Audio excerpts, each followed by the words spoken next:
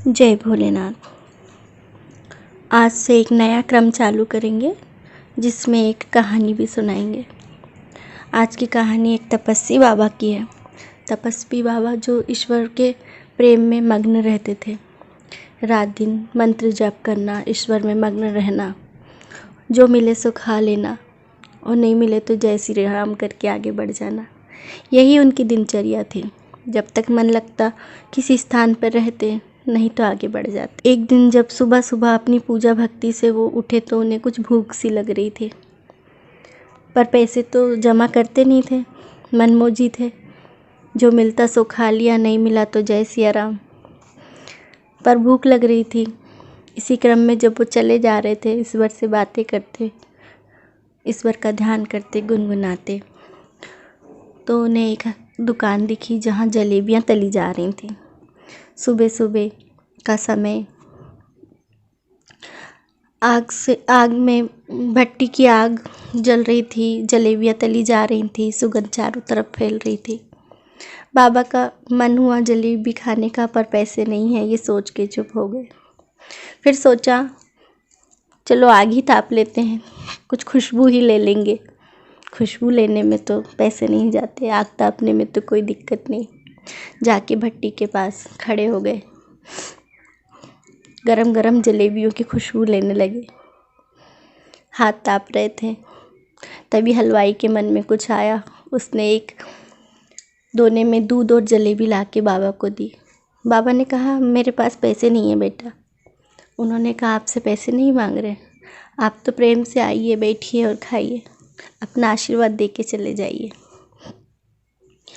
बाबा बैठ गए, आराम से दूध जलेबी खाए और ईश्वर को शुक्रिया अदा करने लगे। उस हलवाई को भी आशीर्वाद दिए और चल दिए। ईश्वर का शुक्रिया करते हुए जब जा रहे तो बीच में बारिश होने लगी। बाबा झूम उठे बारिश में। ईश्वर का नाम लेना, गुणगान करना तो उनका क्रम था ही। मस्ती में ईश्वर का गुणगान करते हुए छम छम पानी में छपर छपर करते हुए चले जा रहे थे। सामने एक नवकपल जोड़ा जा रहा था। बाबा के पैरों से उचटता हुआ वो कीचड़ की कुछ छींटें, कुछ बूंदें, सामने जो नवकपल जा रहे थे उसमें से जो लड़की थी उसके ऊपर बाबा से उछटे हुए वो थोड़े थोड़े कीचड़ भरे छींटे चले जाते हैं और लड़का बहुत गुस्सा होता है।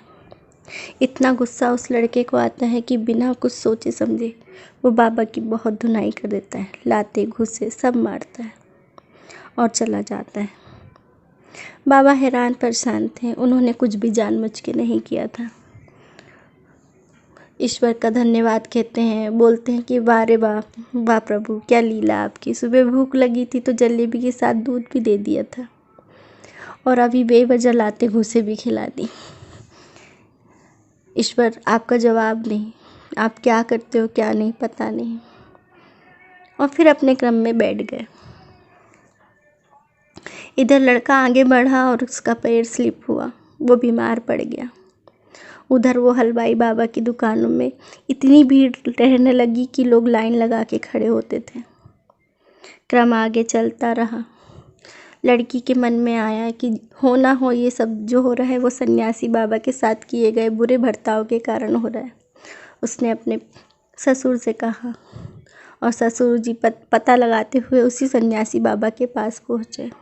खूब माफ़ी मांगी और कहा कि ठीक करिए मेरे बच्चे को। बाबा ने कहा मैंने कुछ नहीं किया, मुझे तो कुछ आता भी नहीं है, मैं तो सिर्फ ईश्वर का ध्यान करता हूँ, जप करता हूँ। फिर उन्होंने कहा अच्छा एक बात बताइए, मेरे द्वारा जो कीचड़ उछड़ा था वो किसके ऊपर गया?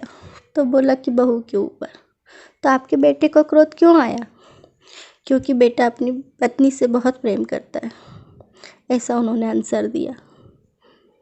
बाबा ने कहा जिस तरह आपका बेटा अपनी पत्नी से बहुत प्रेम करता है और उसे दुखी होकर या उस पे छींटे आई ये देख के उसे दुख हुआ, तो मैं भी तो अपने भगवान से बहुत प्रेम करता हूँ। जब आपका बेटा मुझे मार रहा था, मुझे तकलीफ़ हो रही थी, तो हो सकता है मेरी तकलीफ़ को देखकर उस ऊपर वाले को तकलीफ़ हुई हो।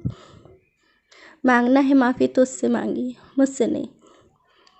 बात समझ में आ गई थी सामने वाले को भी। उन्होंने ईश्वर से क्षमा मांगी, साधु से क्षमा मांगी। इस कहानी से 2 शिक्षाएं मिलती हैं। एक तो बिना सोचे समझे किसी को दोष देना या उसके दोष पे उसका दंड देना गलत है। दूसरा, ईश्वर से प्रेम करो तो ऐसे प्रेम करो कि वो भी आपसे प्रेम कर उठे। जय भोलेनाथ।